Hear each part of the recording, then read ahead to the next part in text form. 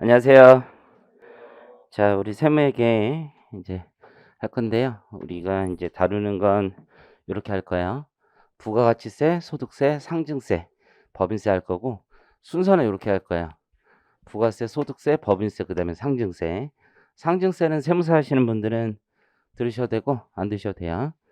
네, 유예생은 드는 거 나쁘지 않다고 생각하고 뭐 3차 하시는 분들은 알아서 하시고, 그리고 책은 어떻게 할 거냐면 엔딩을 먼저 볼 거야. 엔딩을 요약을 본데 이게 1차, 2차 이 통합교재예요. 그래서 1차에만 나오는 건 안 보는 거고 2차에 나오는 세무회계 위주로 이제 내용을 정리한다고 보시면 되고, 이게 파이널 교재라고 해서 1차의 말 문제하고 이론형 문제하고 계산형 문제 이 두 개를 합쳐놓은 거라고 생각을 하시면 돼요. 근데 이게 공부라는 게 스텝 바이 스텝이 좋아요. 그래서 계산형 1차 문제를 먼저 연습을 하고 그 다음에 요걸 연습을 할 거예요. 그래서 이제 말 문제는 안 하고 요거 안 하고 계산형 문제를 한 다음에 요 연습을 한다라고 생각을 하시면 돼요. 자, 그 다음에 여기 설명하고 포인트 위주로 하고, 그래서 이렇게 연습 문제 한 70% 정도 풀 거예요. 여기에 있는 거 연습 문제는. 그리고 여러분 제일 중요한 게 반복해야 합격해요. 반복. 그래서 이 책을 연습 문제를, 여기 있는 연습 문제 있잖아요. 연습 문제. 이거를 많이 풀어보는 게 중요하다고 생각을 해요. 반복해서 자기 이제 툴을 만들어서 아주 반복하는 게 중요해요. 그래서 내가 이번에 책을 다시 쓰면서 뭐 뺄 문제를 쭉 봤었거든요. 얼마나 뺄 수 있느냐 좀 줄여보려고. 거의 없어요. 거의. 진짜로 거의 없어. 이제 최대한 빼려고 했는데 진짜 거의 없어. 최소한 이 정도 했는데 이게 미니멈이야. 최소. 진짜 쓸데리 없는 거, 진짜 여러분들 필요 없는 거 내가 빼려고 해도 이 정도는 해야 된다 라고 생각을 해요. 그래서 이 지엽적인 문제는 진짜 다 빼놨어요. 지엽적인 문제는 다 빼놨기 때문에 최소 요 정도는 하셔야 돼. 최소. 그리고 반복이라는 게 뭐냐면, 반복이라는 게 이게 자기가 계속적으로 요거를 딱 문제가 나오면 이게 손이, 이게 세법하고 달라요. 이게 세무에게는 자기가 어떤 주제가 나오면은 먼저 머릿속에서 이 내용이 먼저 떠올라야 돼. 좀 떠오른 다음에 이걸 이게 풀어야지, 가서 공부하고 있으면 안 된다는 거죠. 가서 내 학습을 하러 가는 게 아니야. 시험장에 아 이게 이렇구나 뭐 구경하러 가거나 그런 게 아니에요. 그러니까 핵심이 뭐냐면 속도예요. 속도가 되게 중요해. 속도가 제한된 시간 안에서 빨리 풀어내는 속도가 되게 중요해. 속도가 나와야지 실수를 안 하는 거야. 실수를 안 한다는 얘기 뭐냐면 정확하게 읽어야 되거든요. 정확하게 읽으려면 나름의 툴을 가지고 그 안에서 정확하게 읽어야 되는데, 이게 마음은 급한데 손이 안 나가고 있으면은 이게 이 사이멀테니어스 이게 동시에 잘 안 된다고 사람이. 그러니까 동시에 잘 안 되는 이유는 이 속도가 안 나와서 그래요. 기본적으로. 그러니까 실수도 많아요. 맨날 여러분들 하는 얘기가 뭐냐면 모의고사 같은 거 보면 선생님 실수했어요. 그게 네 실력이에요.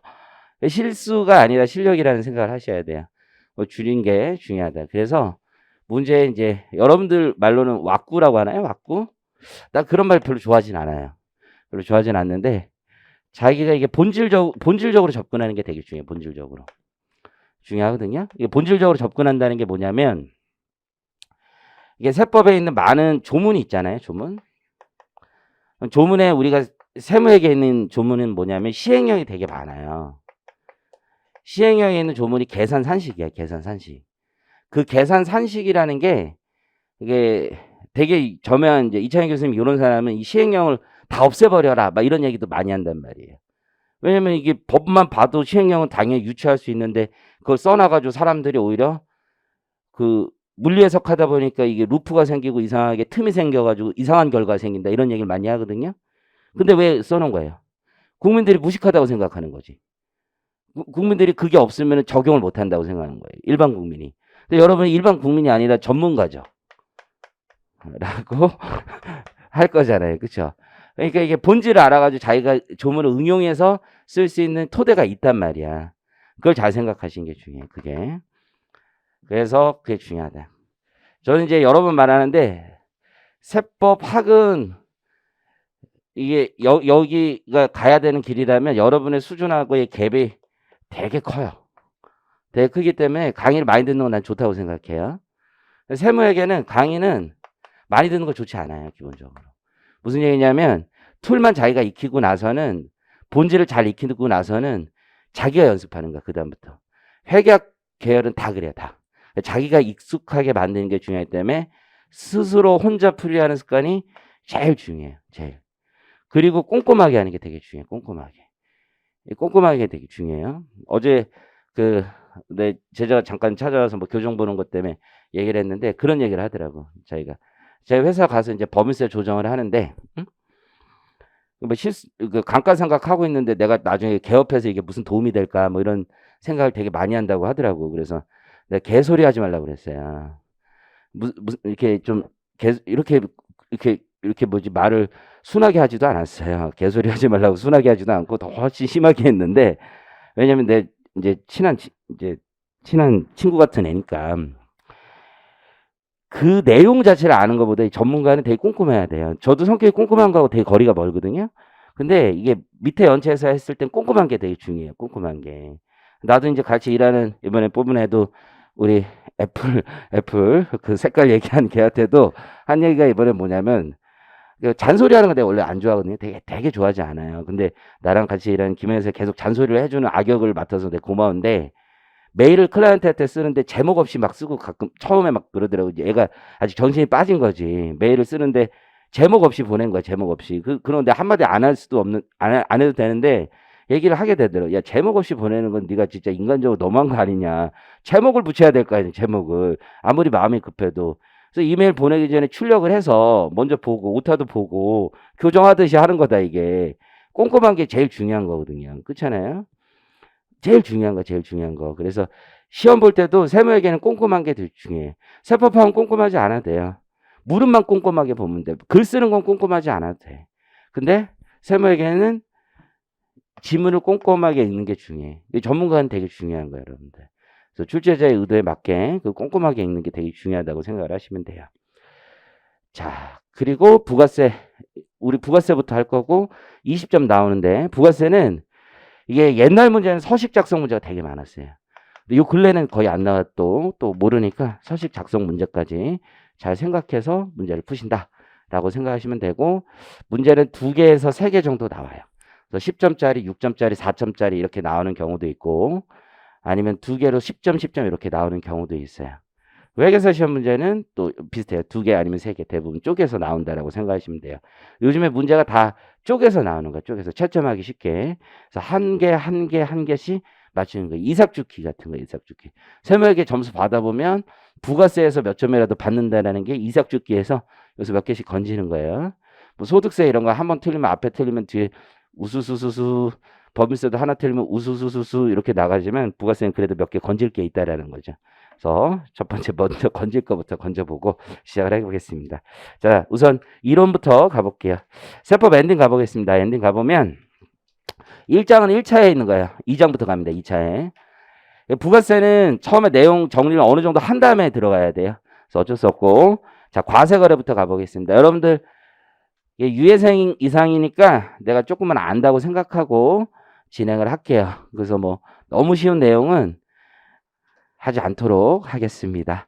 자, 과세거래, 과세 대상, 우리는 일반적으로 수입 거래는 다루지 않고 사업자의 거래를 다루고 있기 때문에 사업자가 행하는 재화 또는 용역의 공급에 대해서 우리가 배울 거고, 그 과세 대상 판정 사례 있죠? 그 판정 사례는 한 번씩 읽어보시면 돼요. 기본적으로 오른쪽에 재화의 공급부터 가보겠습니다. 이게 책이 2세는 정오가 다 반영되어 있고, 혹시 1세 가지고 계신 분들은 정오표를 나중에 받으시면 될 거예요. 자, 거기 이제 그림을 보면 재화의 공급 있죠. 재화의 공급에 보면 이제 자가 공급이라고 처음에 돼 있는데 이제 실질 공급이 있는 거예요. 실질 공급이 있는 거고, 그리고 이제 간주 공급이 있는 거죠. 간주 공급은 세무액에서 중요한 게 뭐냐면, 이제 포인트 위주로 제가 설명을 드릴 거예요. 간주 공급의 가장 포인트는 뭐냐면, 세무액에서는 과표에 결국 과표를 얼마나 적느냐, 이게 제일 중요한 거야. 간주 공급.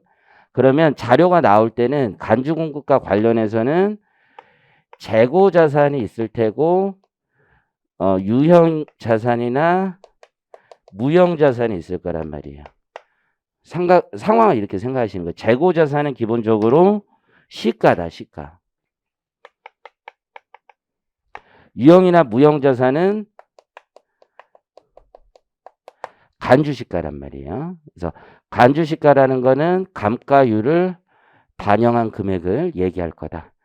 근데 간주 공급이라는 것 자체가 자료가 유형, 무형에서는 간주시가를 쓰니까 취득 일 자료가 나온단 말이에요. 뒤에서 보겠지만.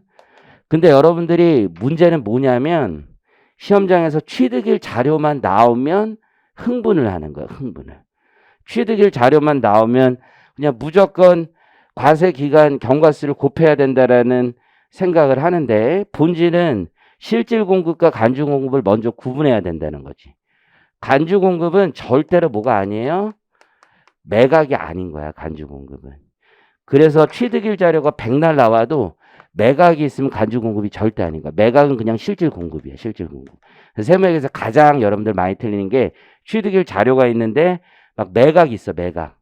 근데 매각인데 취득일 자료 그냥 막 곱하는 거야. 흥분해서. 매각은 무조건 실질 공급이에요. 이해하시겠죠? 간주 공급 두 번째 이슈는 뭐냐면 간주 공급은 직매장 반출을 제외하고는 매입세 공제 받은 것만 적용하잖아. 그래서 매입세 공제 안 받았다. 매입세 공제 안 받았다. 이런 말이 있으면 간주 공급은 안 되는 거잖아요. 그렇죠? 본질적으로. 그런데 역시 매각이야, 매각. 매각에서는 매입세 공제 여부는 전혀 상관이 없어요. 그래서 이 매각과 간주 공급 자체를 여러분들 혼선이 있으면 안 돼. 매각이 있으면 절대로 간주 공급은 아니라는 거예요. 이해하셨죠?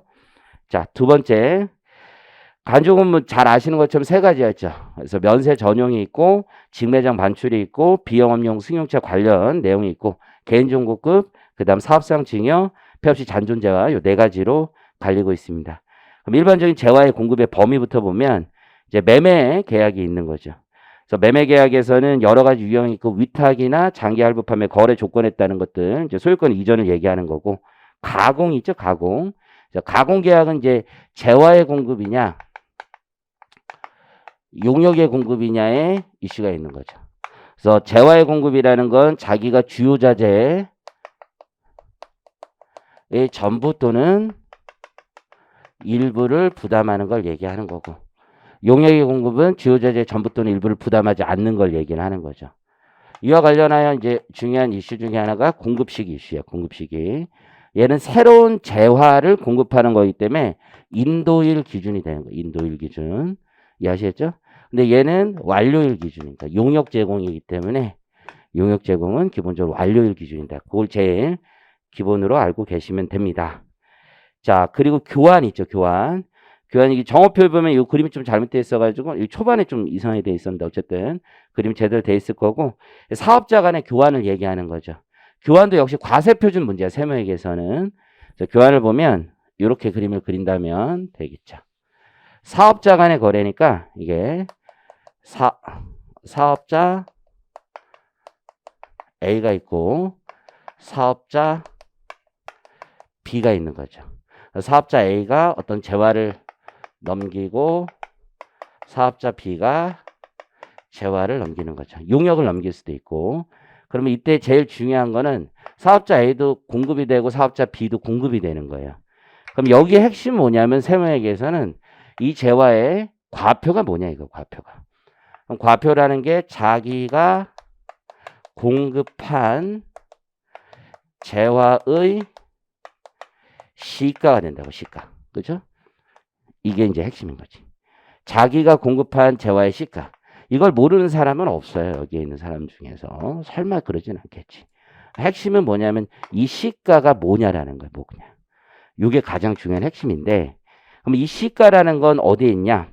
53페이지 가보겠습니다. 53페이지 가보면 레퍼 해두시고 53페이지가 아닌가? 내가 레퍼를 잘못했나?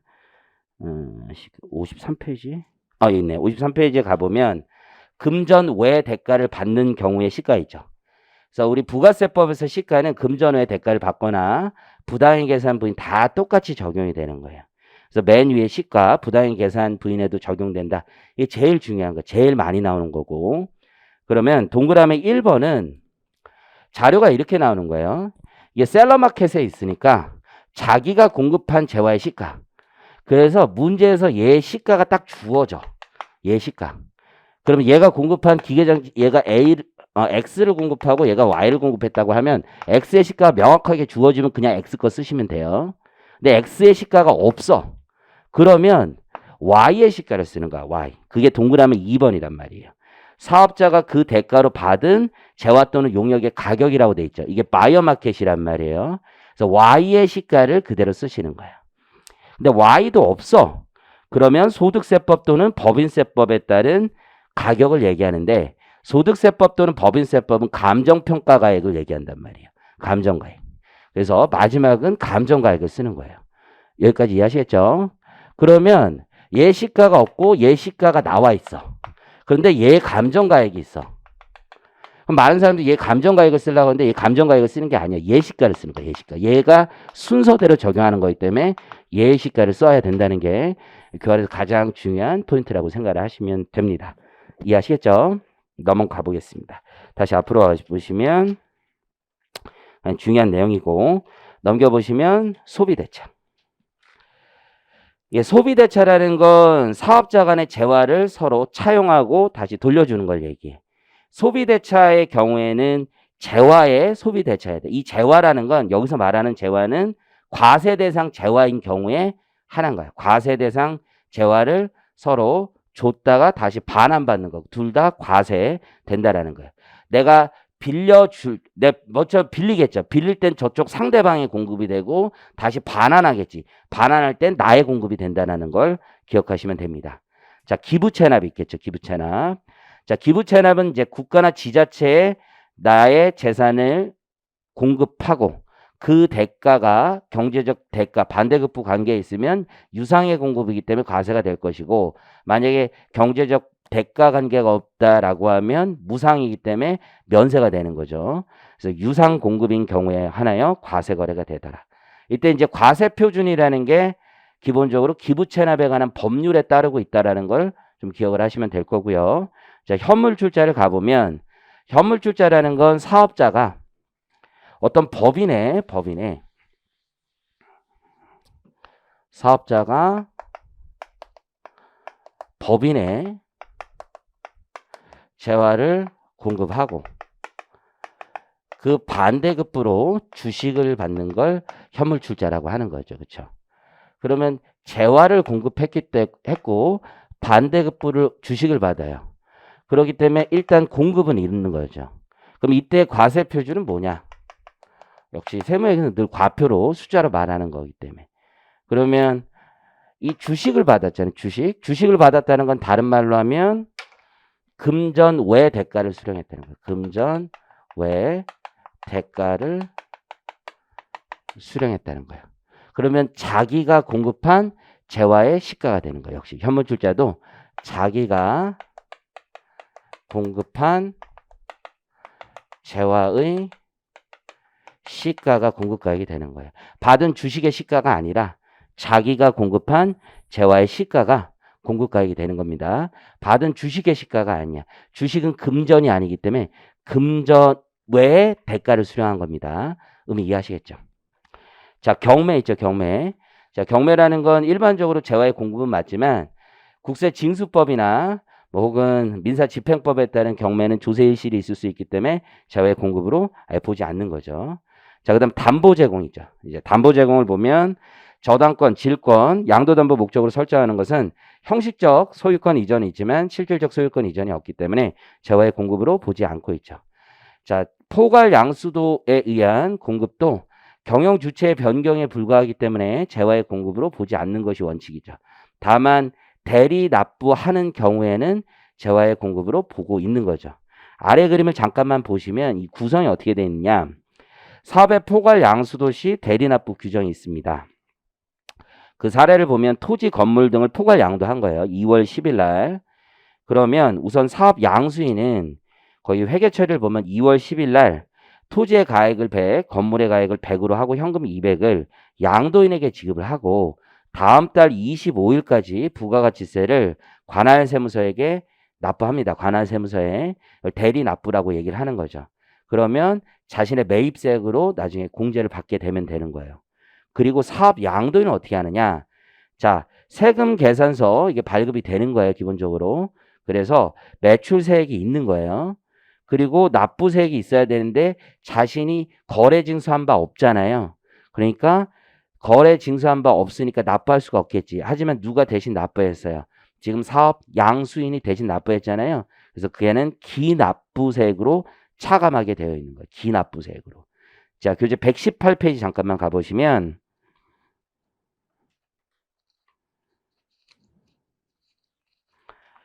거기 서식 있잖아요. 그래서 번호, 신고 내용 중에 번호 23번을 잠깐 봅니다. 거기 양수자가 대리 납부한 세액이라고 되어 있죠. 23번의 기재에서 차감하는 거예요. 그래서 양수자가 대리 납부한 세액은 사업 양수인이 쓰는 금액이 아니라 양도인이 기재하는 금액이라고 생각을 하시면 됩니다. 자, 그 다음에 간주공급 가보겠습니다. 간주공급. 그래서 간주공급에 이제 첫 번째 면세 전용이 있는 거죠. 면세 전용. 그래서 과세 사업용으로 취득해서 매입세 공제 받은 재화를 면세 사업에 전용하는 케이스를 얘기하는 거죠. 시험에 아주 잘 나오는 거고, 문제는 보통 언제 취득했다라는 자료가 항상 있는 거죠. 과세 사업에 사용하기 위하여 취득했다가 이걸 면세 전용한다라고 하는데 두 가지 케이스가 있는 거예요. 면세 사업에만 사용한다. 혹은 면세 사업과 과세 사업에 함께 사용한다. 그래서 완전 전용이 있고 일부 전용이 있는 겁니다. 그때 과표는 계산이 안분이 되느냐 그렇지 않느냐로 나누시는 거고, 자, 그래서 자기 생산 취득 재화에 해당돼야 돼요. 자기 생산 취득 재화라는 건 매입세 공제받은 재화를 얘기하는데, 우리 법에서는 자신이 직접 매입세 공제받지 않았더라도 경제적 실질이 매입세 공제받은 것과 동일하다면 매입세 공제받은 것으로 취급하죠. 두 가지 케이스가 있어요.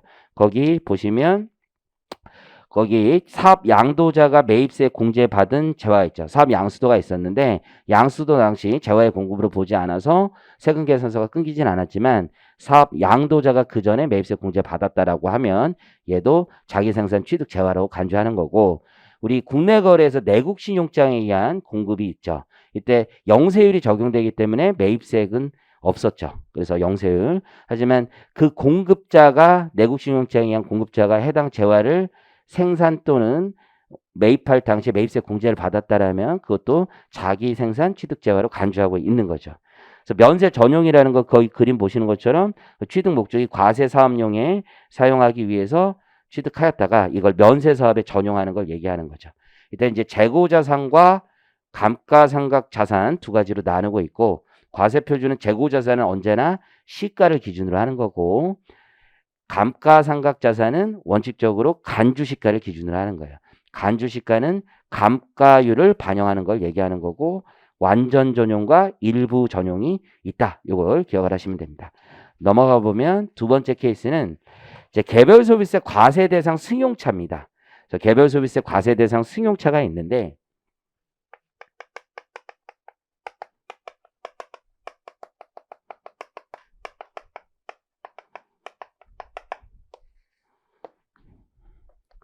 요 승용차가 있는데 얘가 이제 영업용이 있을 거 아니야. 영업용이 있고 나머지는 업무용이라고 얘기할 수 있는 거죠. 업무용. 이제 기타의 업무가 있겠죠. 기타의 업무. 승용 자동차가 아닌 거. 그랬는데 만약에 영업용으로 샀으면 매입세 공제가 됐을 거 아니에요. 이걸 이쪽으로 끌어내린다던가 업무용으로. 그럼 기타 업무용으로 썼다가 이쪽으로 끌어내린다던가 하면 매입세 공제를 받았다가 불공제되는 쪽으로 가는 거죠. 매입세 공제를 받았다가 불공제되는 쪽으로 가는 거죠. 두 가지 케이스가 있을 수 있다 이거죠. 자, 그래서 첫 번째 동그라미 1번은 개별 소비세 과세 대상 자동차의 범위를 먼저 배워보면, 승용 자동차 있죠. 정원 8인 이하의 자동차로 한정하고 있는 거죠. 정원 8인 이하. 배기량 1000cc 이하의 것으로 길이가 3.6m 이하고 폭이 1.6m 이하인 것은 뭐 제외, 경차 뭐 이런 것들은 제외하고 있고, 이륜 자동차 125cc를 초과하는 것으로 한정하고 있다. 뭐 오토바이 모르겠네. 너 오토바이 타봤어요? 운전할 줄 알아요? 몰라요? 할 줄 알아요? 오, 그래요? 좀 놀았나 봐. 뭐 큰 거 할 줄 알아요? 뭐 한다고? 액시브? 그래, 뭐, 부릉부릉 하는 거 이런 거? 면허 있었어요? 무면허로? 야, 씨, 이거 아주 제대로네, 제대로. 너 그렇게 안 봤는데 아주 무서운 애네. 오토바이 타봤어요? 그래요? 뭐, 부릉부릉 이런 거? 텍트 이런 거? 조그만 거, 큰 거? 조그만 거? 조그만 건 나도 한두 번 해봤는데, 그것도 무섭던데. 겁이 없네, 애들이 아주 그냥. 어쨌든.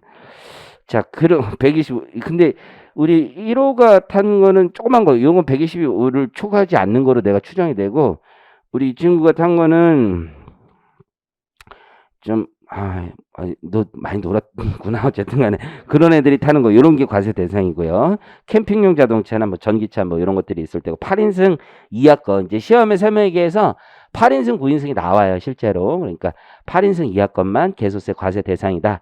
요걸 아시고 있으면 됩니다. 그러니까 이 규제 대상이 되는 건 트럭 같은 건 아니고, 개소세 과세 대상만 적용 대상입니다. 자, 적용 대상은 요 케이스가 있고 요 케이스가 있는 거예요. 그래서 기억의 케이스는 요거예요. 주유소에서 기름을 산 거야. 주유소 업자가. 그랬는데 사장님 차에다가 넣은 거야. 그래서 사업자가 자기 생산 취득 재화를 매입세액이 공제되지 않는 비영업용 소형 승용차에 사용 소비하는 경우. 이해하셨죠? 니은은 뭐냐면 영업용으로 자동차 판매업 운수업에 쓰던 애들이 이걸 비영업용으로 전용하는 케이스를 얘기하는 겁니다. 두 가지 다 케이스가 있겠다. 판매 목적 타사업장 반출이 있죠. 요건 자금 부담 완화 목적으로 총괄 납부 사업자가 아닌 자 혹은 사업자 단위 과세 사업자가 아닌 자라면 판매 목적으로 타사업장에 반출하는 경우에는 자회 공급으로 의제하는 거죠. 요 두 가지 주의하셔야 되는데, 첫 번째는 세금 계산서 발급 대상이라는 거예요. 이 케이스는. 그래서 총괄 납부 사업자나 사업자 단위 과세자가 아닌 자는 세금 계산서 발급 대상이고, 자, 판매 목적으로 타 사업장에 반출한 경우만 과세 대상이에요. 그러니까 판매 목적인 경우만 과세 대상인 이유는 이 제도 자체가 제조장에서 매입세액만 발생하고 판매장에서 매출세액만 발생하기 때문에 공급을 의지하는 거기 때문에 판매 목적으로 반출한 경우만 과세하겠다는 겁니다. 그래서 원칙 자기 생산 취득 재화도 상관없어요. 이건 매입세 공제 여부하고는 상관이 없어요. 자금 부담 완화 목적이기 때문에. 그리고 판매할 목적으로 타 사업장에 반출하는 경우다. 그래서 사례를 보시면 A 사업장에서 매입세 공제 받지 못한 재화를 판매 목적으로 다른 사업장에 반출하는 경우에 과세 대상이기 때문에 광고 선전 목적으로 판매장에 반출하는 경우는 과세하지 않는다. 혹은 상품 진열 목적 이런 거 다 과세하지 않는 겁니다. 예외는 사업자 단위 과세자나 총괄 납부 사업자는 그러하지 않다라는 건데요. 총괄 납부 사업자의 경우는 사업장에 넘길 때 세금 계산서를 발급할 수도 있어요. 그럼 다시 과세할 수도 있습니다. 이 경우에 총괄 납부 사업자가 세금 계산서를 발급을 할 때 혹은 총괄 납부 사업자가 아닌 자가 세금 계산서를 발급할 때 원칙적으로 원가 기준으로 하시면 돼요. 원가 기준. 원가 기준으로 하되 자기가 마진을 붙여서 공급하게 되면 마진 붙인 가액으로 하면 되고, 개별 소비세나 다른 썰택스들이 붙는 상황이라면 그 금액을 붙여서 공급 가액으로 하면 됩니다. 그게 간주시가의 특칙 규정이고, 자, 오른쪽 개인적 공급 있죠. 이거 시험에 이제 잘 나오는 거고, 자, 개인적 공급은 사업용 자기 생산 취득 재화를 사업자 본인이 쓰거나 종업원이 쓰는 경우를 얘기하는 거야. 고객에게 넘기는 게 사업상 증여고, 사업자 본인이나 사업주의 사용인들이 쓰는 경우가 개인적 공급을 얘기하는 거예요. 그래서 개인적 공급의 경우에도 공급가액 시가를 혹은 간주시가를 공급가액으로 합니다. 이쪽은 다 간주시가예요. 그러니까 비상각 자산은 아니 삼각 자산은 다 간주시가예요. 원칙이. 이쪽은 사업상 증여든 개인적 공급이든 다 간주시가예요. 원칙이. 이해하시겠죠? 그런데 실비 변상적 목적이라면 예외가 있다라는 거죠. 그래서 예외를 보시면 사업자가 실비 변상적이거나 복리후생적인 목적으로 사용인에게 대가를 받지 아니하거나 시가보다 낮은 대가를 받고 다음에 해당하는 것은 재화의 공급으로 보지 않는다. 첫 번째, 사업장에서 착용하는 작업복, 작업모, 작업하다 이러면 금액 제한 없이 그냥 전부 다 공급으로 보지 않는 거고, 직장 연회, 직장 문화와 관련된 재화를 제공하는 경우도 금액에 제한이 없다라는 거예요. 이게 좀 어려운 건데 2번을 보면 2번을 잠깐 보면 직장 체육 대회를 해. 직장 체육 대회. 직장 체육 대회를 하면서 그냥 쓴 거야. 그리고 거기서 다 심하게 쳤어. 그러면 금액 제한이 없는 거야. 예를 들어서 직장 체육 대회를 해. 직장 체육 대회라는 거 뭐 야유회를 가. 야유회. 근데 이런 거 좋은 예는 아닌데 등산을 가. 등산, 회사에서 등산을 가. 좀 약간 미친 건데, 어쨌든 등산을 가니까 회사도 인간적으로 미안하지. 애들대로 등산 가는 행위 자체가 미안한 행동이야. 예규가 있어, 국세청 예규가 이게. 등산화를 애들 다 사줬어. 20만원짜리 다 사줬단 말이야, 20만원짜리. 그럼 10만원 넘는 거하고 아무 상관없는 거야, 이거는. 왜? 야유회에 쓴 거잖아, 야유회. 그거를 그냥 거기서 쓴 거야, 쓴 거. 이해하셨어? 쓴 거는 금액하고 상관이 없는 거야. 물론 집에 가져갈 수 있지만 이거 경품으로 제공하고 이런 게 아니야. 그 등산화는 그때 쓰고 다시는 안 쓸 거죠, 사실은. 나는 그래. 나는 인간적으로 다시 쓸 일도 없어. 야, 다시 쓰냐? 그걸 쓸 일이 어딨어, 그게. 그렇잖아. 등산을 어떻게 써. 그렇잖아. 버리지 않을 수는 있죠. 하지만 짐이죠. 어쨌든 간에. 직장 연애, 직장 문화와 관련된 재화라는 거 경품 주는 거 이런 거 아니야. 거기서 쓰고 버리는 거야. 이해하셨어요? 그런 것들은 아예 공급으로 보지 않는다는 거예요. 이해하셨어요? 3번. 다음 중 어느 하나에 해당하는 재화를 제공하는 경우. 각 경우, 기억, 니은, 별로. 거기다 밑줄거볼까요? 각 경우 별로. 그러니까 기억 따로, 니은 따로라는 얘기예요. 기억 따로, 니은 따로. 각각 사용인 한 명당 10만 원을 한도로 한다는 거예요. 사용인 한 명당 10만 원을 한도로 10만 원을 초과하는 경우 해당 초과액에 대해서는 재화의 공급으로 보겠다는 얘기입니다. 여기까지 이해하시겠죠? 첫 번째, 경조사와 관련된 재화입니다. 이건 비정기적인 거지. 경조사. 뭐 경조사의 대표적인 거 뭐가 있겠습니까? 우리 뭐 부친상, 모친상, 뭐 조부상 뭐 이런 게 있겠죠. 그렇죠? 그리고 결혼식 뭐 이런 거 진짜 안 좋은 일이죠. 어쨌든 간에 이런 거 비정기적인 거죠. 비정기적. 10만 원까지. 이게 좀 너무한데. 어쨌든. 그다음 정기적인 게 있어. 설날, 추석, 창립기념일, 생일 이런 거 있죠. 요게 이런 거야. 설날하고 추석 각각 10만 원이 아니라 설날, 추석 합쳐서 10만 원인가 10만 원. 그렇죠? 직원들에게 설날, 추석 합쳐서 10만 원을 주라. 이것도 너무하다고 생각합니다. 인간적으로. 아니, 자기 직원한테 한우 정도는 줘야 되는 거 아니야, 회사에서? 안 그러냐? 인간적으로? 난 직원들한테 한우 정도는 줘야 된다고 생각해. 그러면 한우가 보통 2, 30만 원 하잖아, 2, 30만 원은. 아니야? 뭐라고? 면세 아니냐고?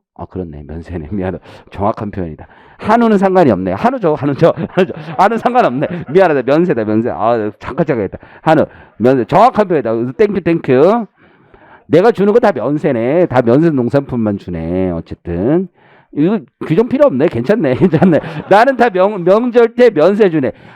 이거 통조림 주는 새끼들 때문에 그렇구나. 이거 통조림은 가고 싶으니까 걔네들은 10만 원. 그 싸구려 주는 애들 그 10만 원. 네.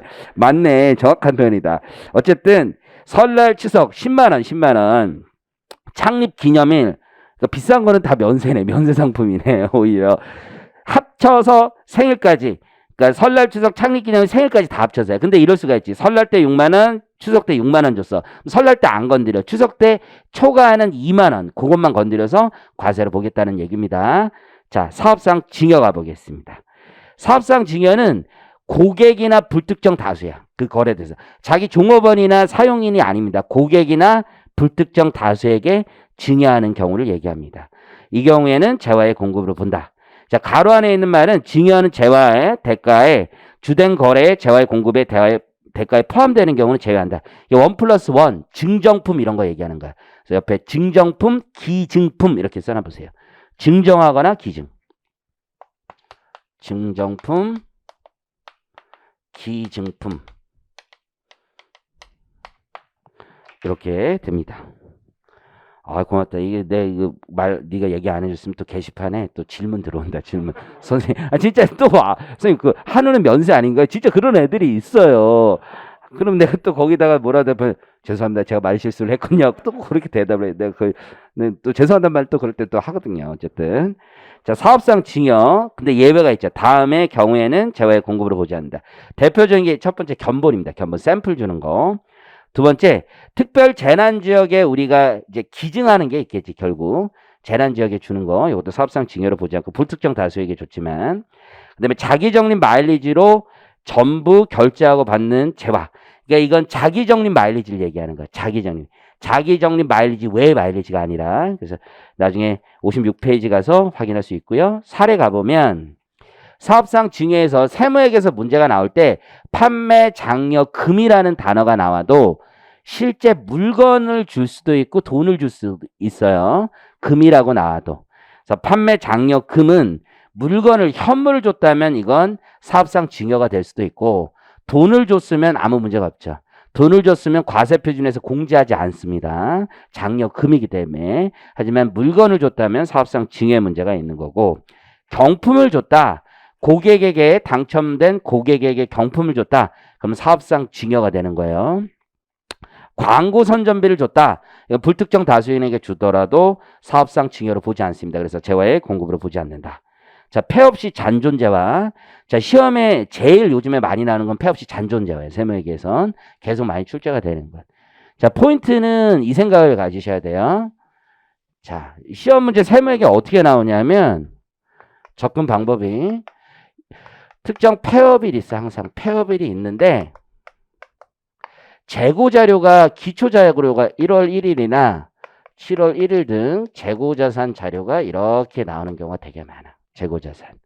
그리고 이 사이에 거래가 있는 경우가 있어. 거래. 그럼 이 거래에 대한 과표를 먼저 계산을 하고, 그렇죠? 그럼 이 재고가 A, B, C가 있는데 A는 이 거래와 관련된 거고 B, C만 폐업시 잔존재화가 있단 말이야. 그럼 B, C만 지금 건드린 거야. B, C만. A는 거래에 대한 과표고 이런 스타일의 문제가 상당히 많다라는 걸 잘 기억하셔야 돼. 그러니까 얘는 거래니까 간주시가는 절대 적용이 안 되는 거고 얘들만 간주시가가 있는 거야. 얘들만. 이해하시겠죠? 그리고 이 거래와 관련해서도 뒤에서 보겠지만 이 공급 시기가 나중에 돈을 받는 경우도 있단 말이에요. 나중에. 그럼 나중에 돈을 받는 경우에 어떻게 할 거냐? 이런 문제들이 있죠. 그런데 폐업일에 공급 시기를 의지해서 다 받는 거로 간주하는 규정이 있더라. 그것까지 잘 기억을 하시면 돼요.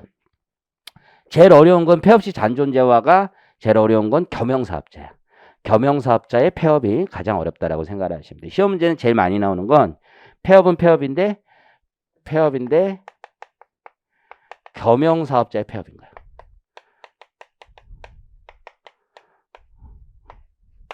겸용사업자의 폐업. 이해하셨어요? 세무회계는 여러분들 나오는 주제가 요즘에 이게 트렌디하단 말이야. 그 나오는 게 다 비슷해. 그러면 문제는 뭐냐면 예를 들어서 이 C 자산이 간주시가가 적용이 된단 말이야. 그러면 간주시가가 적용된다는 건 공통사용재화라는 거예요. 공통사용. 이게 핵심인 거지. 공통사용. 그럼 공통사용재화인데 간주시가가 적용되면 얘는 안분이 필요한 거지. 안분. 그럼 얘도 일종의 매각이랑 같이 보는 거죠. 그러면 요 과세기간에 공급가액을 적용할 거냐, 직전 과세기간에 공급가액을 적용할 거냐에 이슈가 생기는 거야. 똑같이. 근데 우리 법은 지금 행정해석은 이건 행정해석인데 이때는 직전 과세기간에 공급가액 비율로 안분한다. 이렇게 돼 있단 말이에요. 뒤에서 한 번 더 배워요. 그러니까 이게 가장 중요한 포인트라는 생각을 가지고 여러분이 접근하시는 게 제일 중요해. 항상 여기에서 많이 나온다라고 생각을 하셔야 돼. 자, 어쨌든 폐업시 잔존재화. 사업자가 폐업을 할 때 자기 생산 취득 재화 중 남아있는 재화. 그러니까 남아있어야 되는 거야. 그러니까 얘들은 폐업시 잔존재화가 되지만 거래에서 넘겨버렸으면 폐업시 잔존재화가 안 되는 거야. 이해하시겠죠? 그러면 제일 어려운 건 이거야. 계약을 했고 재고는 있어. 지금 이해하셨어요? 계약을 했어. 부동산 같은 게 대표적인 경우였지.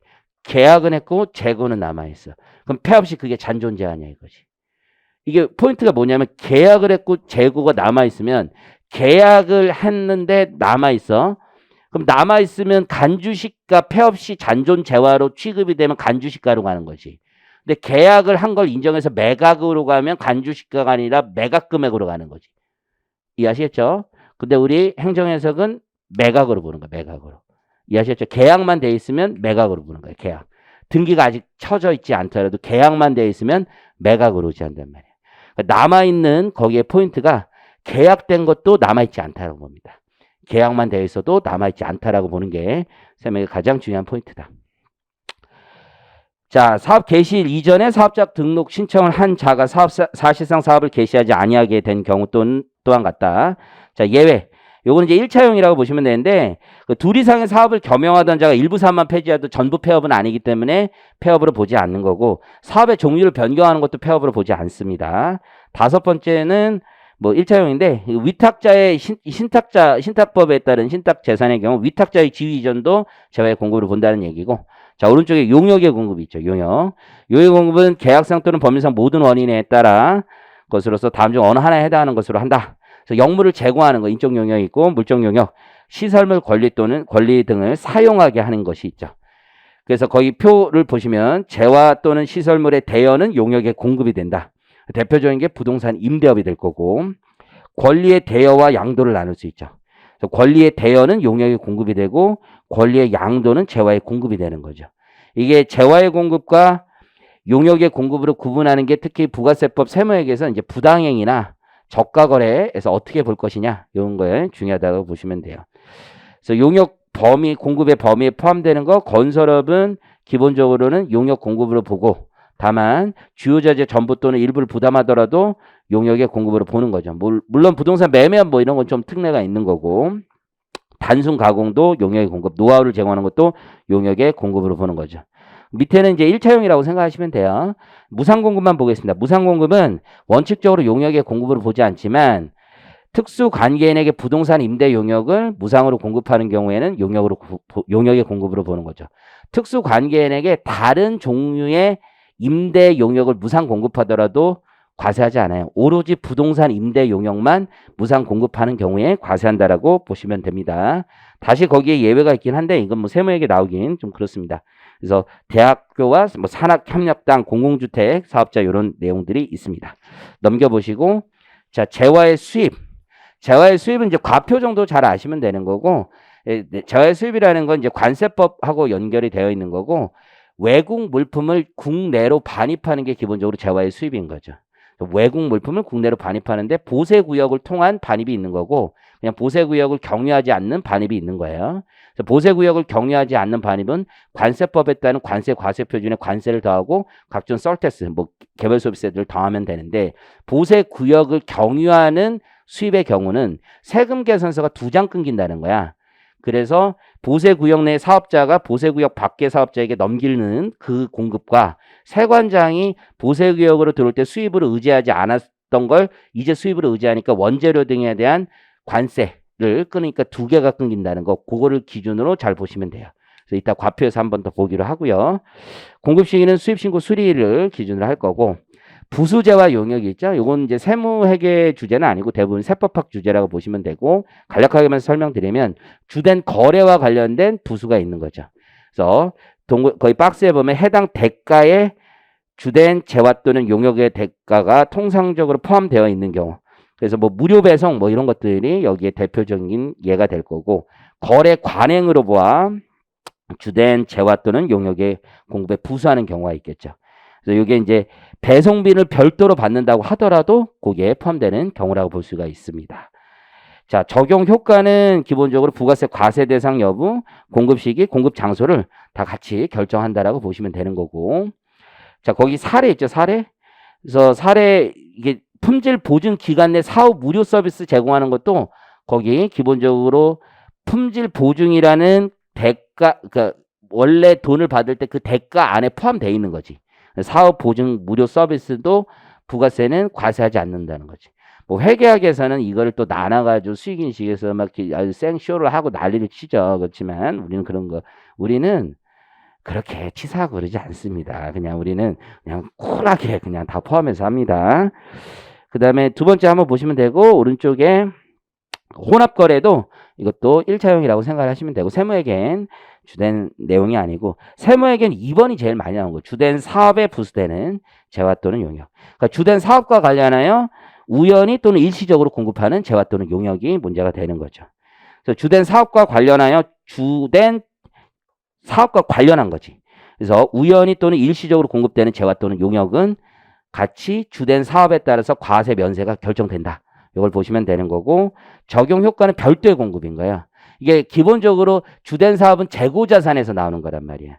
근데 우리는 유형자산이나 무형자산을 얘기하는 거다. 여기선 우연히 일시적으로 공급한다는 건 유형이나 무형자산을 얘기하는 거고 그 사례에서 동그라미 2번이 별표 치시고 이게 제일 많이 나오는 거죠. 그래서 우연히 일시적으로 공급하는 부동산, 그래서 토지의 공급, 건물의 공급이 있는데 거기 보면 토지는 그 재화 자체가 면세니까 문제가 없는데 겸용사업자가 있을 거 아니야. 겸용사업자. 이런 애들이 문제가 되는 거죠. 그래서 보시면 과세사업자가 매각을 해. 건물을 매각하면 우연히 과세사업에 사용하던 재화를 매각하니까 문제가 없어. 그런데 면세사업자가 매각을 해요. 그럼 우연히 면세사업에 사용하던 건물을 매각하니까 같이 면세인 거죠. 근데 제일 어려운 게 겸용사업자죠. 겸용사업자가 토지를 건물을 매각하면 그 건물의 가액에 과세사업에 쓰던 건물의 가액이 있고 면세사업에 쓰던 건물의 가액이 있는 거죠. 그건 안분이 필요하다는 거지. 그래서 그때 직전 사업연도의 공급가액 비율이나 혹은 사용 면적 비율로 하는 거죠. 매입세 공제를 사용 면적에 따라 받았으면 면적 비율로 안분할 것이고 공급가액 비율대로 안분 받았으면 공급가액 비율대로 하겠죠. 그게 제일 중요한 거고 요 내용은 저기 뒤에 가보면 교재 58페이지 있습니다. 58페이지.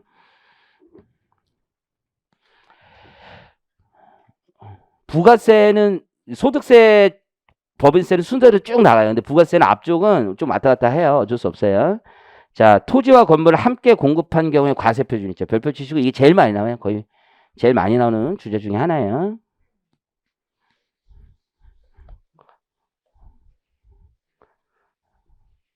자, 보시면 건물을 공급을 해요. 토지를 공급을 해요. 그럼 토지 자체는 면세예요, 면세. 그러니까 아무 문제가 없어요. 건물은 과세예요, 과세. 그렇죠? 근데 이제 문제는 일괄에서 양도를 했단 말이에요. 일괄. 일괄 양도. 일괄 양도하면 둘을 쪼개야 되겠지. 그렇죠? 건물값이 얼마인지 토지값이 얼마인지를 쪼개는 게 원칙이죠. 그래서 실제 거래가액이 있으면 실제 거래가액으로 하는 게 원칙인 거죠. 근데 실제 거래가액이 없다라면 법정 산식에 따라 안분하는 거죠. 그 법정 산식이라는 게 감정가액을 우선으로 하고 그 다음 기준시가를 기준으로 하고 그렇죠? 그 다음 장부가액 장부가액이 없으면 취득가액 요 순서대로 한다라는 거죠. 그렇죠? 요 순서대로 간다. 그런데 이제 만약에 실질 거래가의 계약서가 있는데 이게 법정 산식에 따라서 계산한 금액 보통 감정가액이 없을 테고 기준시가가 나올 텐데 그 금액과 30% 이상의 차이가 있으면 법정 산식 금액으로 계산한다는 룰이 있는 거죠. 근데 이제 올해 개정돼서 30%의 차이가 있더라도 예외적으로 관련 법령에 따라서 그 가액이 결정되거나 건물이 철거될 예정, 멸실 예정인 건물의 경우에는 예외를 인정하고 있다. 개정된 내용 중에 하나죠. 그래서 첫 번째 그 의의 보면 토지의 공급은 면세, 건물이나 구축물의 공급은 과세하는 것이 원칙이고 토지와 건물을 함께 공급하는 경우 건물과 구축물의 공급가액만 과세 표준으로 하는 거예요. 실지 거래가액, 건물 또는 구축물의 실지 거래가액을 공급가액으로 하는 게 원칙이고 다만 법률상 요건이 충족되는 경우는 안분 계산하는 거고 그렇죠? 원칙은 다음 중 어느 하나에 해당하는 경우는 법정 산식에 따라 안분한 금액을 공급가액으로 합니다. 그래서 첫 번째 실지 거래가액 중 그 구분이 불분명한 경우 그렇죠? 두 번째 사업자가 실지 거래가액으로 구분한 토지와 건물 또는 구축물의 가액이 거기 그 아마 2세 사신 분들은 똑같을 텐데 법정 산식에 따라 안분한 금액과 30% 이상의 차이가 있는 경우 그렇죠? 기준시가로 되어 있는 분은 법정 산식으로 고쳐두면 되고 법정 산식에 따라 안분한 금액과 30% 이상의 차이가 있다라면 그렇게 법정 산식대로 계산하는 거죠. 그래서 그 사례를 보면 계약서에는 8대2로 구성이 돼 있는데 법정 산식대로 안부를 다시 해보니까 7대3이라 이거지.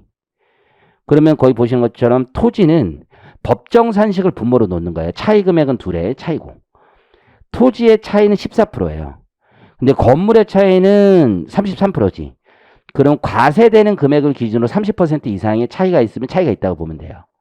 그래서 건물만 법정 산식과 30% 이상 차이만 나도 법정 산식에 따라 안분 계산을 하면 됩니다. 여기까지 이해하시겠죠? 예외. 올해 개정된 내용이고 실질 거래가액을 인정할 만한 다음 사유가 있으면 30% 이상의 차이가 있더라도 실질 거래가액을 인정한다. 요건 세무에게 나오긴 좀 그래 사실은. 근데 단서 조항으로 아마 주겠지. 만약에 위에 차이를 내고 싶다면 밑에 예외에 단서 조항을 다 줘야 되겠지. 그러니까 이게 옛날처럼 만만하진 않겠지. 지금 이해하시겠죠? 그럼 오른쪽으로 가서 법정 산식은 어떻게 계산하느냐? 자, 감정가액을 어떤 걸 쓸 수 있냐에 문제가 있겠죠. 감정가액. 감정가액은 자, 내가 이번에 매각을 했어요. 매각. 그럼 매각을 했으면 매각한 과세기간이 직전 과세기간 개시일부터 1년을 쓰는 거야. 1년. 내가 매각한 과세기간 종료일까지 1년. 1년을 쓴다라고 생각하시면 돼요. 이 감정가액만 인정을 해준다. 그리고 그 그림을 잠깐 같이 보시면 감정가액에서 동그라미 B번을 볼게요. B번. 중간지급 조건부나 장기할부 판매가 있을 수 있잖아요. 그럼 이때도 최초의 공급 시기가 속하는 과세기간의 직전 과세기간 개시일부터 공급 시기가 속하는 과세기간 종료일. 그렇죠. 최초의 공급 시기. 그때를 기준으로 1년을 보면 돼요. 그때를 기준으로 1년을 보면 된다. 자, 그러면 장부가액이 있으면 첫 번째 장부가액은 세무상 가액을 의미해요. 그래서 유보금액이 있으면 유보금액까지 싹 다 반영을 하셔야 돼. 자, 그래서 그 순서도를 보시면 모든 자산의 실질 거래가액이 있는가? 네, 그러면 실질 거래가액으로 하면 돼요. 아니요, 그러면 감정가액이 있는가? 예, 그러면 감정가액으로 하면 돼요. 아니요, 기준시가가 있는가? 네, 그럼 기준시가로 하면 돼요. 네, 기준시가가 다 있냐? 특히 3개 이상의 자산이 있을 때가 문제지. 건물, 구축물, 기계장치 뭐 이렇게. 아니요, 그럼 장부가액으로 하면 돼요. 장부가액으로. 그래서 장부가액으로 하면 되는데 동그라미 2를 보니까 이렇게 돼 있죠. 기준시가가 있는 자산은 장부가액을 합계를 다시 기준시가에 비례해서 하는 거야. 다시 한번 기준시가가 있는 자산은 장부가액을 합계하고 그 장부가액 합계를 설령 감정가액이 있다 하더라도 감정가액으로 쓰는 게 아니라 기준시가에 비례하여 안분 계산하는 거예요. 기준시가. 이해하셨어요? 법정 산식은 올해 여러분 이제 작년 시험 볼 때 이거 나왔었던 거죠, 그렇죠? 요 법률에 따른 안분은 마음대로 할 수 있는 게 아니야. 법에 있는 그대로만 할 수 있다고. 부가세법은 그렇게 생각을 하시면 되고, 이게 이제 핵심 중에 하나가 부가세가 포함되어 있느냐 아니냐. 이게 핵심인데 그거는 문제를 풀면서 우리가 해보도록 하겠습니다. 자, 문제를 좀 풀어볼 건데요. 문제 어디를 가보냐. 우선 요것만 좀 풀어볼게요. 요거 부동산 쪽 요것만 좀 풀어볼게요. 우선 파이널에 있는 거 객관식 문제를 좀 몇 개 풀어보겠습니다. 46페이지 한번 볼게요. 이것도 약간 테크닉이에요. 테크닉.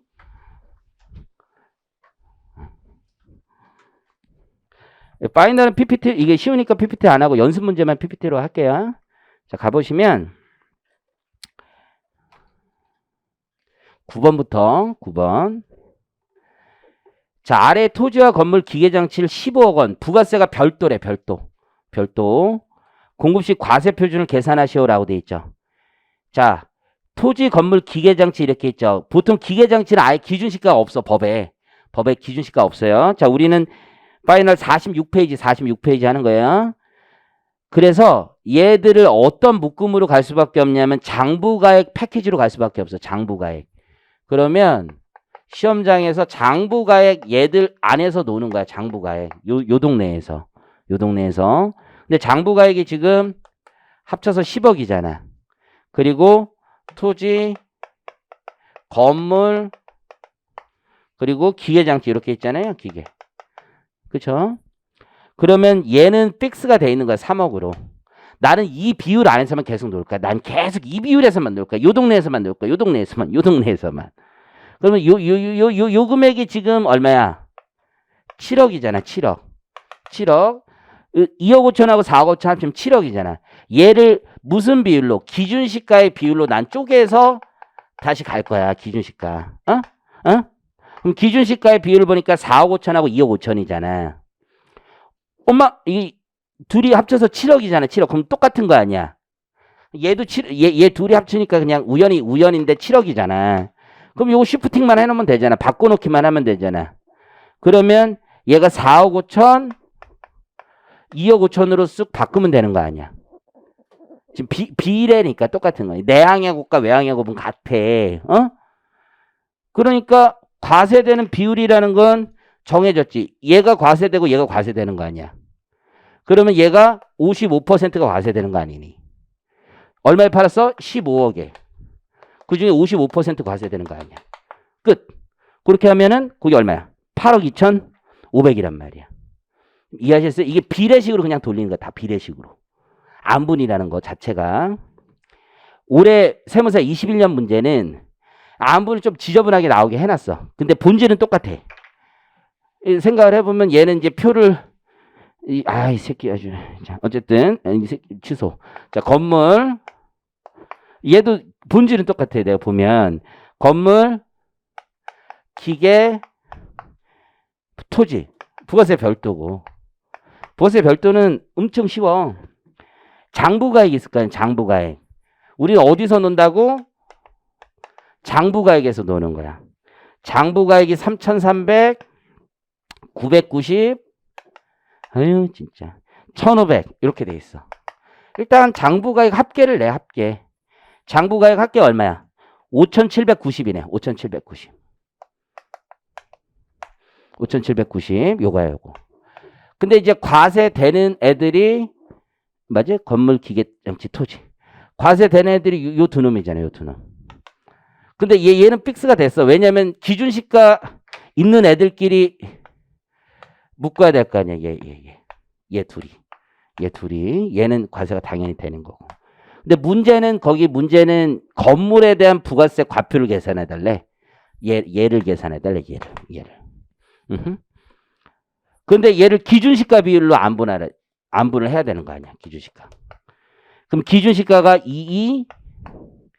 2214야? 어려운 게 아니야. 그럼 잘 생각해 봐. 지금 토탈 매각가액이 6948이야. 여기까지. 그러면 우리는 계속 사실은 장부가액 안에서 넣을 거야. 장부가액 안에서. 장부가액. 장부가액이 5,790만 원이야. 5,790. 근데 이 장부가액 중에서 건물이 포함된 얘 두 개 중에서 요 비율로 가는 거 아니야. 그러니까 57.9 중에서 건물이 요만큼 있어. 건물하고 토지 합친 거. 그 중에서 요만큼이 건물이라는 거잖아.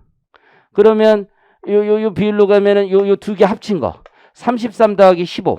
그게 48인가? 48. 이 토지와 건물을 합친 비율. 해서 다시 나는 건물만 으로 다시 빼내면 되지. 초등학교 수학이야. 초등학교 수학. 건물만 빼내는 거 어렵지 않지. 요거지 요거. 요거 하면 36인가? 그래서 22개. 요게 건물만 값이지. 건물만. 그러면 답이 나오겠지. 그렇게 하면 얼마야? 3,520이야. 계산기 뜯으면 3,520 나올 거야. 이해하셨어요? 그런 컨셉이라고 스킵이. 자꾸 이런 것 좀 익숙해지면 되게 금방금방 하는 거야 이게. 얘가 전체 중에서 토지와 건물만 뽑아서 다시 건물만. 약간의 수리. 원가액에 이런 거 다 이렇게 하는 거 아니야? 이렇게 하는 거 원가액에. 얘만 뽑아서 다시 조금. 원가액가 한마디로 하면 원가액 뭐 자른 거 아니야 그거. 그냥 계속 자르는 거 아니야 계속. 그거를 칼질하는 거지 뭐 그냥. 똑같아. 11번. 자 봐봐. 부동산 임대사업자. 맨 앞에 부동산 임대사업자야. 그러니까 얘가 하는 일은 원래 사업이 뭐였다는 거야? 과세 사업자였다는 거야. 과세 사업자. 부동산 임대 사업을 했던 거야. 그런데 아이고 1층, 2층, 3층에 있는데 주택 임대 사업도 있네. 주택 임대 사업. 주택 임대 사업은 면세 사업인 거잖아. 그러면 건물을 이렇게 쓰고 있었던 거네.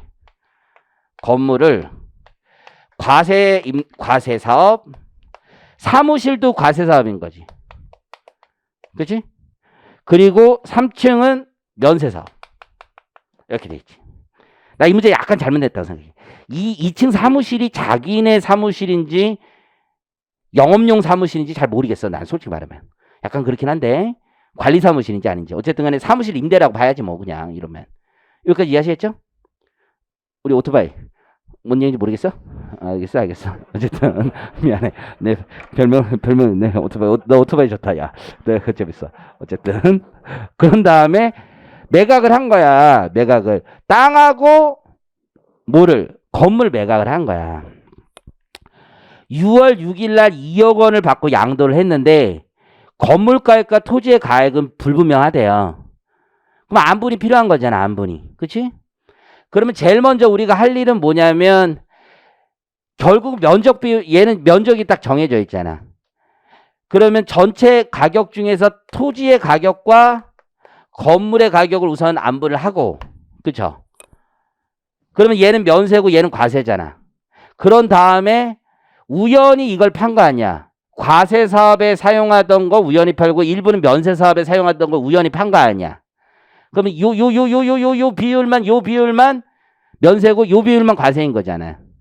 그러면 어렵지 않지. 2억 원에 팔았어. 2억 원에. 응? 그리고 나서 감정가액이 있잖아. 지금 부가세는 별도고. 감정가액이 1억 8천 중에 건물이 5,400이지. 30%인가? 1,800 곱하기 4만 54아니니. 그렇잖아. 30%. 30%. 이게 건물값이야. 건물값. 중에서 3분의 2가 과세 사업에 쓰던 거잖아. 3분의 2가. 어? 그렇죠? 그러면 총 20%니까 4천만 원이잖아. 4천만 원. 4천만 원이 공급가액 되는 거지. 그죠? 4천만 원. 12번 가볼까? 12번. 얘도 부가세 제외. 이거 뭐 다 엄청 쉬운 거지 뭐.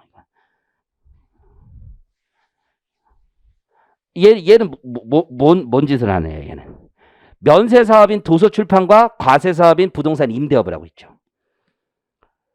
부가세 제외하고 5억을 받았어. 그럼 4억이 있었어. 자기네 건물 쓰던 4억이 있었어. 응? 4억이 3,900제곱미터, 2,100제곱미터 둘 합치면 6,000제곱미터가 되겠네. 그렇죠? 6,000제곱미터 중에서 과세 사업에 사용한 면적이 2,100제곱미터니까 그렇죠? 35% 정도 되겠지. 35%. 그러면 건물 중에서는 과세 사업의 35%. 얘는 무조건 면세니까 면세. 됐지. 그리고 3번 자료 보니까 면적 비율대로 공제를 받았다고 돼 있지. 4번 자료는 더미가 되는 거죠. 공급가액 비율은 필요 없죠. 그치? 그러면 이제 끝났지 뭐. 이 중에서 건물값이 몇 프로인지를 찾으면 되는데 감정가액이 있잖아. 감정가액. 405 더하기 495. 900이지. 이제 이런 건 외워. 야, 이런 숫자는 이제 세무에게 하면 이제 이런 거는 잘 나오는 숫자야. 405, 495, 어? 45, 445, 뭐 이런 거 외워. 900, 900. 빨리 숫자 좀 외워. 어? 자, 55%야, 55%. 어? 이해하시겠지? 450이 반이야. 거기에 45를 더했잖아. 어? 그렇지? 그럼 55%, 55%. 55%가 지금 과세 사업에 해당하는 건물값이지, 건물값. 그리고 45%는 땅값이지. 게임 끝났지. 5억 원. 건물값. 그 중에 과세. 이거지, 이거. 그거 다 곱하면 돼. 숫자 지저분한가? 96250. 이렇게 나오는 거야. 자, 그 다음 13번 별표. 이게 하이라이트지, 이게. 별표. 부가세 포함이야, 부가세 포함. 요게 하이라이트야, 요게. 부가세 포함. 자, 부가세가 포함된 거야, 부가세가 포함된 거. 아, 근데 요 문제가 좀 어려우니까 좀 세무회계에 있는 것 중에 쉬운 걸 먼저 해보고 하자. 세무회계에 있는 것 중에, 세무회계 연습 중에. 미안해. 왔다 갔다 해도 여러분들 이렇게, 여러분 머리에 난이도를 맞춰서 해드리는 게 차라리 낫지 뭐. 쉬운 거, 진짜 쉬운 거부터 한번 해볼까? 문제, 부가세 포함된 거. 겁나 쉬운 거 없나? 잠깐만요. 내가 포함된 거. 너무 쉬워서 진짜. 너무 쉬워서 할 말이 없는 거. 이게 조금 낫다. 문제 17번 가봅니다. 53페이지.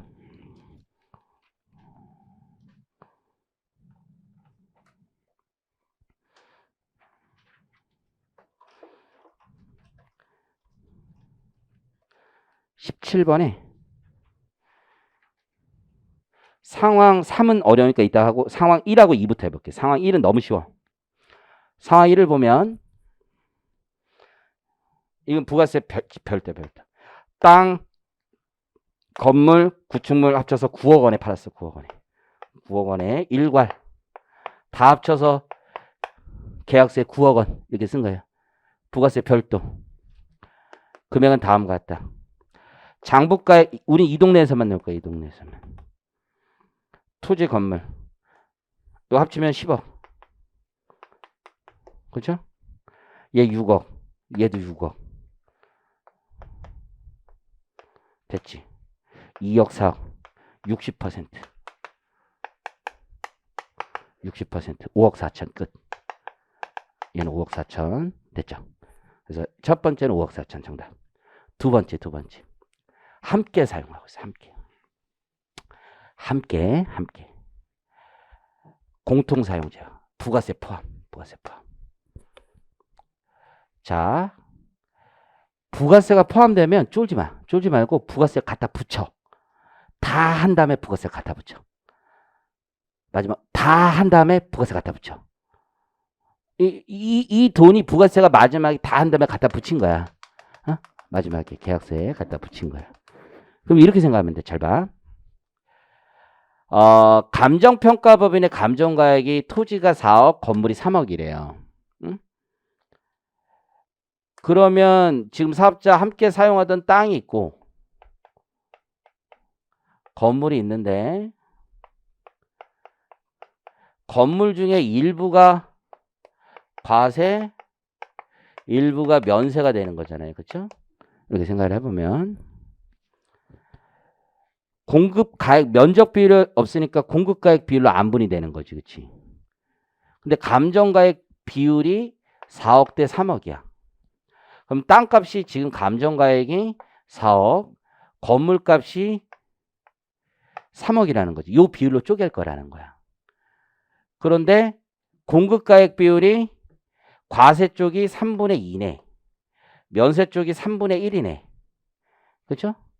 그럼 과세 쪽이 2억 원이라는 얘기고 면세 쪽이 1억 원이라는 얘기지. 요 비율이야. 요 비율. 근데 내가 받은 이 9억 원이라는 게 부가세가 포함돼서 9억 원이라는 거잖아. 그럼 이 돈의 비율이라는 것도 이걸로 쪼개진 거잖아. 근데 그 안에 부가세가 포함돼서 이 비율로 쪼개진 거니까 여기 안에도 부가세가 있다라고 생각하면 되는 거야. 부가세가. 이게 방식이 두 개가 있어. 실제 법전에 있는 게 아니라 사람들이 생각하는 방식이야. 법전이 명확하지 않아. 두 개 방식인데 이 방식이 더 맞아. 실무서도 두 개가 있는데 이 방식이 훨씬 더 많아. 그러니까 여러분들 보는 세법 개론서도 두 개 방식을 얘기하고 있고 이 방식이 더 맞다라고 얘기를 하고 있고, 근데 학원 책들마다 보니까 설명회계 책이 이 방식이 있고 저 방식이 있는데 이 방식이 더 많아 실제. 그러니까 둘 다 해도 상관없어. 단수 차이가 살짝 나. 상관없어. 그러면 요거 다 합친 게 얼마야? 그 기준값이 9억 원인 거야. 그러면 7억 2천인가? 7억 2천에 대한 대가가 9억 2천의 비율로 있다는 얘기야. 의미 이해하시겠죠? 그럼 우리는 과세 사업의 과표는 얘밖에 없는 거잖아. 이건 거지, 이거. 이게 공급가액인 거야, 이게. 이해하시겠죠? 이렇게 잡으면 돼. 전체 분모를 구하는 게 제일 중요한 거야. 분모를 구하면 다 끝나는 거야. 분모는 부가세가 포함된 거야. 얘가 부가세가 포함된 비율이니까. 내항의 곱과 외항의 곱은 같다니까. 이게 포함된 거니까. 기본적으로 본질적으로. 그렇게 계산하면 그 금액이 얼마쯤 나요? 2억 5천? 공가 2억 5천인 거야. 이해하시겠죠? 그걸 가지고 방금 전에 우리가 미뤄뒀던 그 문제를 한번 풀어보자고.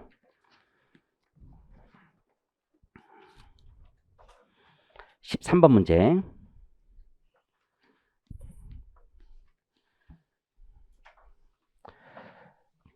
얘도 보면 부가세를 다 포함해서 104, 200을 받았대. 104, 200을 부가세를 다 포함해서 받았다는 거예요. 그렇죠? 그리고 복숭아 판매하고 통조림 제조를 가공 판매한대. 복숭아 판매는 면세일 거고 통조림 제조는 가공 판매는 과세일 거예요. 지금 얘는 토지하고 이제 건물을 같이 판 거잖아. 토지, 건물을 팔았는데. 응? 지금 기준시가는 제시가 돼 있죠. 기준시가는. 기준시가를 보니까 토지가 2천. 응? 토지 2천. 건물값이 3천이지. 3천. 3천인데 건물이 일부가 과세가 되고 일부가 면세가 되는 거 아니야. 그렇죠? 여기. 그게 3천이란 얘기야. 3천. 그게 쪼개지는 거지. 지금 2번 자료를 보니까 뭐라고 돼 있냐면 건물은 복숭아 판매와 통조림 가공 판매에 공통으로 사용하는 용도고 건물의 매입 시 사용 면적 비율에 따라 공통 매입세액을 안분했대죠. 면적 비율을 보니까 건물 사용 면적은 복숭아 판매용 면적이 30%, 즉 면세 면적 비율이 30%, 과세 면적 비율이 70%라는 거지. 그러면 과세는 2,100, 70%니까 얘는 900 이렇게 된 거지. 이렇게. 그러면 여기에 부가세가 얼마 붙는 거야? 210 붙는 거지. 210. 210 붙는 거야. 그러면 이게 5,000이니까 5,210이라는 거지. 우리의 목적은 분모야. 분모. 이거야 이거. 얘를 구하고 싶은 거야. 내항의 곱과 외항의 곱은 같으니까. 얘 둘과 얘 둘의 비율. 이거야 이거. 내가 구하고 싶은 건. 그러니까 얘를 구했으면 끝난 거야. 이제 분자는 과표잖아. 과표. 얘. 2100 쓰면 과표 나온단 말이에요. 그래서 2100을 쓰시면 4200 이거 나온 거야. 두 배 딱 되니까 4200. 이게 공급가격이 되는 거야. 이렇게 쪼개내면 되는 거야. 이렇게. 그래서 마지막에 부가세 딱 붙여서 분모 찾고 넣으시면 되는 거예요. 이거 어렵지 않아요, 여러분들. 이게 답안지 책들 보니까 막 엄청 오래, 엄청 막 한 페이지 넘고 그러는데 그렇게 할 일이 아니야. 이게 한 페이지 넘는 건 법전대로 쫓아가다 보면은 한 페이지 넘는 거야. 본질을 생각해보면 되게 단순한 거, 되게 단순한 거. 이해하셨죠? 그렇게 생각하시면 돼. 나머지 문제는 좀 쉬었다 할게요.